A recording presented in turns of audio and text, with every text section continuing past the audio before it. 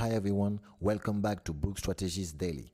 Today, I want to talk about something that doesn't look productive, but might be one of the most productive things you can do. Today, I didn't publish a book. I didn't sign a new author. I didn't launch a new project. Instead, I spent the entire day organizing. Over the past few weeks, my team and I completed two of the biggest projects in Omax Books history. We sent to print the official French editions of the biography of Nipsey Hussle and Tupac Shakur. After months of editing, translating, reviewing, and making hundreds of small decisions, the pressure was finally over.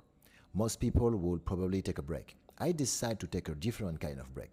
I paused to build the system behind everything that's come next. Today, I organize the entire Omax Books Strategist ecosystems, the visual identity, the editorial strategy, the different content series, the publishing calendars, the categories, and the first 30 newsletter topics. I also organize the new few months of content, not because I wanted to publish more, but because I want to think more clearly.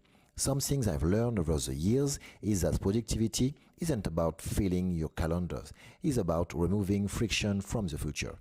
At the end of the day, I hadn't published a single newsletter. Nobody saw the work. There was nothing to announce, but I had built the foundation for months of consistent content. And that reminds me some things.